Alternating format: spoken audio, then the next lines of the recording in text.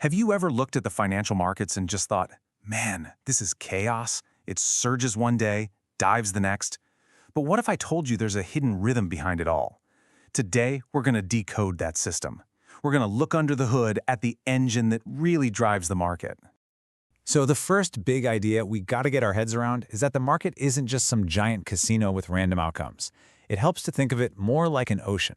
Yeah, on the surface, you see all these chaotic waves, but underneath, there are these powerful, predictable currents. And those currents, that's the economic ecosystem.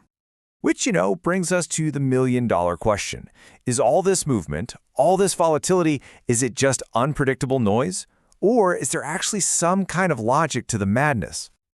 And the answer is a firm no. It's not random. Markets move within this broader economic ecosystem. The variables in that system, well, they determine not just the direction of the market, but its speed and its strength. Cracking that code is everything. Okay, so how do you actually read this ecosystem? Well, just like a doctor checks a patient's vital signs, we look for key economic indicators. These are the tools that let us look under the hood and really understand the logic that's moving billions of dollars around the globe every single day. First up is the big one, gross domestic product, or GDP. You could think of this as the economy's report card. When GDP is growing, it means companies are producing more, people are spending more, it's a huge sign of confidence. But a slowdown in GDP, that's when you see investors start to get really nervous, because it could be a warning sign of a contraction up ahead. Next up is inflation, which is just how quickly prices for everything are going up. And this one's tricky because inflation is a real double-edged sword. If it's too high, it eats away at the value of your money. But if it's too low, or even worse, if you have deflation, that can signal really weak demand and a stagnating economy. So it's a fine line. And that brings us to maybe the most powerful lever in this whole ecosystem: interest rates. This is the main tool that central banks use to steer the economy. By lowering rates, they're basically hitting the gas pedal, encouraging everyone to borrow and spend. And by raising them, they're pumping the brakes to cool things down. And here's how that plays out.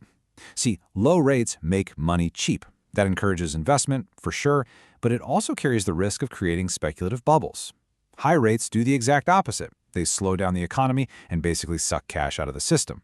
For traders, figuring out which way that lever is about to be pulled, well, that's a massive strategic advantage. Now, beyond those big three, there are other clues we can look at.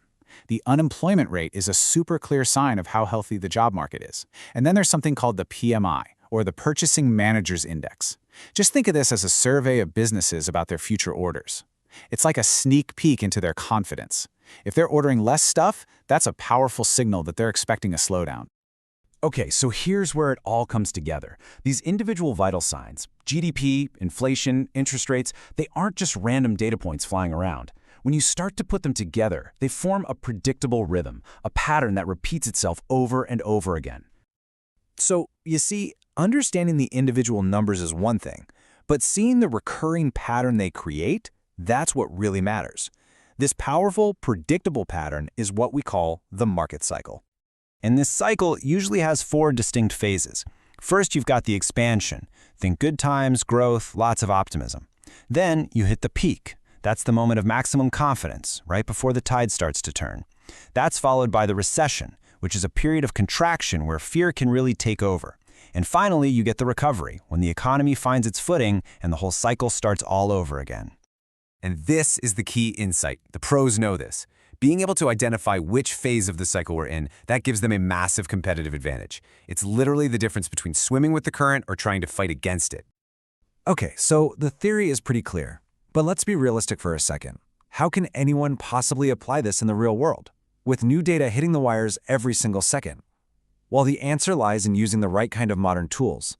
Yeah, the practical question becomes, how on earth can you track all of these different indicators, connect the dots, and see the bigger pattern as it's actually happening?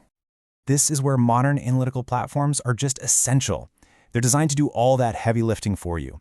They pull in massive amounts of information in real time, track economic releases, compare them with how the market is behaving, and even look at historical data to see how markets reacted in similar situations in the past. Basically, they help turn all that noise into a clear signal. At the end of the day, the goal is to build this big picture thinking right into your process so it becomes second nature. It's about moving from just knowing the theory to having a real practical edge in how you see the markets. So, after all this, what's the real strategic advantage? What's the one core idea you should walk away with today? It's this. Markets don't just react to the raw numbers. They react to the story those numbers tell, and more importantly, the expectations they create. It's all about collective psychology. When you understand these indicators, you start to understand the narrative that's driving global capital. So the next time you look at the market, I want you to ask yourself one simple question. Are you fighting the powerful currents of the economic cycle, or are you aligning with them? Because the answer to that question could make all the difference in the world.